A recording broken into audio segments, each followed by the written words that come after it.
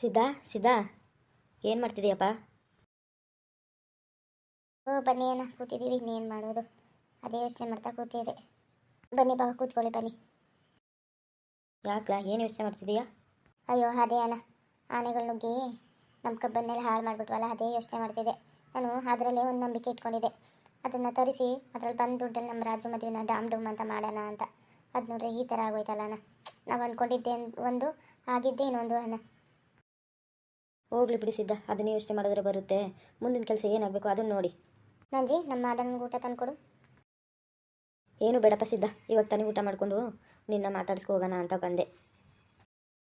ನೀವು ಅಪ್ಪ ಮಕ್ಕಳು ಇಬ್ಬರು ಅದನ್ನೇ ಯೋಚನೆ ಮಾಡ್ತಾ ಕೂತಿದ್ದೀರಾ. ರಾಜು, ಹೋಗ್ಲಿ ಬಿಡಿ, ಇನ್ನೇನು ಮಾಡೋಕ್ಕಾಗುತ್ತೆ ಹೇಳು. ಎಷ್ಟಾಗುತ್ತೋ ಅಷ್ಟಾಗಲಿ, ಅದ್ರ ಬಗ್ಗೆ ಏನು ಯೋಚನೆ ಮಾಡಿದೆ. ಮದುವೆ ಕೆಲಸ ನೋಡಿ ಇಬ್ಬರು.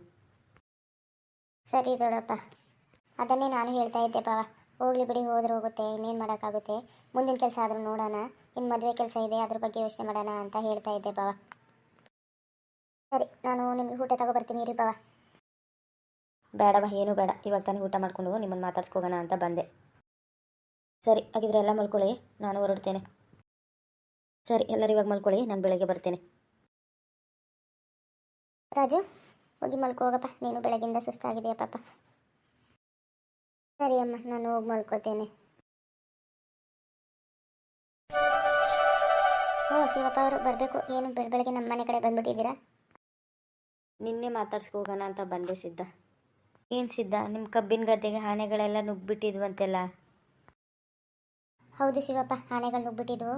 ಆಮೇಲೆ ಸೋಮನ ಬಂದಿದ್ದ ಗದ್ದೆ ಕಡೆ, ಹೊಸ ಮೇಯಿಸ್ಕೊಂಡೇನೋ ಬಂದಿದ್ದ ಸದ್ಯಕ್ಕೆ. ಆಗ ನಮ್ಮ ರಾಜಿಗೆ ಹೇಳ್ಬಿಡು ಅಂತ ಹೇಳಿ ಕಳಿಸ್ದೆ. ಅವನು ನಮ್ಮ ರಾಜಿಗೆ ಹೇಳ್ಬಿಟ್ಟು ನಮ್ಮ ರಾಜು ಅರಣ್ಯ ಇಲಾಖೆಯವ್ರು ಕರ್ಕೊಬಂದ. ಅವ್ರು ಬರೋಷ್ಟರಲ್ಲಿ ಪಟಾಕಿ ಹೊಡೆದು ಓಡಿಸೋಣ ಅಂತ ಅಂದ್ಕೊಂಡ್ವಿ. ಪಟಾಕಿ ಸೌಂಡ್ಗೆ ಹೋಗಲಿಲ್ಲ ಶಿವಪ್ಪ. ಆಮೇಲೆ ಆನೆಗಳು ಬಂದಿದ್ರು, ಅವರು ಗಂಟಾಗೋ ಬಂದಿದ್ರು. ಗಾಳಿಗೆ ಗುಂಡಾರಿಸಿ ಆನೆಗಳನ್ನೆಲ್ಲ ಕಾಡ್ಗಟ್ಟಿದ್ರು ಶಿವಪ್ಪ. ನಾನು ನಿಮ್ಮ ಗದ್ದೆ ಕಡೆ ಬರೋಣ ಅಂದ್ಕೊಂಡೆ, ಆದರೆ ಅಷ್ಟರಲ್ಲಿ ನಮ್ಮ ಸೋದ್ರ ಮಾವ ಮನೆಗೆ ಬಂದುಬಿಟ್ಟ. ಅವ್ರ ಊರಲ್ಲಿ ಏನೋ ಹಬ್ಬ ಇದೆಯಂತೆ, ಬನ್ನಿ ಅಂತ ಹೇಳಲಿಕ್ಕೆ ಬಂದುಬಿಟ್ರು. ಹಾಗಾಗಿ ನಾನು ಮನೆಯಲ್ಲೇ ಉಳ್ಕೋಬೇಕಾಗಿತ್ತು. ಇರಲಿ ಬಿಡಿ ಶಿವಪ್ಪ, ನಾನು ನೀನು ಇದ್ಕೊಂಡು ಏನು ಮಾಡ್ಲಿಕ್ಕಾಗ್ತಿತ್ತು? ಅವೇನು ನಾಯಿ ನರಿಗಳೇ, ದೊಣ್ಣೆ ತಗೊಂಡ್ರೆ ಓಡೋಗಕ್ಕೆ. ಅವಕ್ಕೇನಾದರೂ ಕೋಪ ಬಂದರೆ ನಮ್ಮನ್ನೇ ಅಟ್ಟಾಡಿಸ್ಕೊಂಡು ಬಂದುಬಿಡ್ತವೆ. ಅದು ನಿಜನೇ ಬಿಡಿ ಸಿದಾನ, ಹೋಗಲಿ. ಹಾಯ್ ಫ್ರೆಂಡ್ಸ್, ಈ ವಿಡಿಯೋ ನಿಮಗೆ ಇಷ್ಟ ಆಗಿದ್ರೆ ಲೈಕ್ ಮಾಡಿ, ಸಬ್ಸ್ಕ್ರೈಬ್ ಆಗಿ ಇರಿ. ಶಿವಪ್ಪ ಅವರು ಏನು ಇವತ್ತು ನಮ್ಮ ಮನೆ ಕಡೆ ಬೆಳಗ್ಗೆ ಬಂದುಬಿಟ್ಟಿದ್ದಾರೆ, ವಿಚಾರಿಸೋಣ. ಓಹೋ, ನಿನ್ನೆ ನಮ್ಮ ಕಬ್ಬಿನ ಗದ್ದೆಗೆ ಆನೆಗಳು ನುಗ್ಗಿಬಿಟ್ಟಿದ್ವಲ್ಲ, ಅದೇನೋ ವಿಚಾರಿಸೋಕೆ ಬಂದಿದ್ದಾರೆ. ಶಿವಪ್ಪ ಅವರೇ ಬನ್ನಿ ಹೊರಗಡೆ, ತಿಂಡಿ ತಿನ್ನೋರಿ.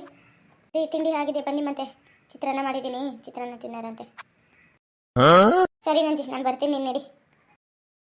ಬನ್ನಿ ಶಿವನ ಮನೆ ಒಳಗಡೆ, ತಿಂಡಿ ತಿನ್ಕೊ ಟೀ ಕುಡಿಯೋರಂತೆ. ನಾನು ನೋಡಿ ನೀವು ಬಂದಾಗಿಂದ ಮನೆ ಬಾಗಿಲಲ್ಲೇ ನಿಲ್ಸ್ಕೊಂಡು ಮಾತಾಡಿಸ್ತಿದ್ದೇನೆ.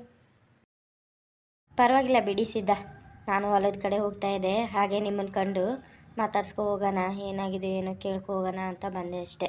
ಸರಿ, ಬರ್ತೀನಿ ಬಿಡಿ ಇನ್ನೊಂದು ಸಾರಿ. ಒಂದು ಲೋಟ ಟೀನಾರು ಕುಡ್ಕೊ ಹೋಗ್ಬೋದಾಗಿತ್ತಲ್ಲ ಶಿವಪ್ಪ. ಇರಲಿ ಬಿಡಿ ಸಿದ್ಧ, ಇನ್ನೊಂದು ಸರಿ ಬರ್ತೀನಿ, ನಾನು ಹೊಲದ ಕಡೆ ಹೋಗ್ಬೇಕಾಯ್ತು. ಸರಿ ಆಗಿದ್ರೆ ಹೋಗಿ ಬನ್ನಿ.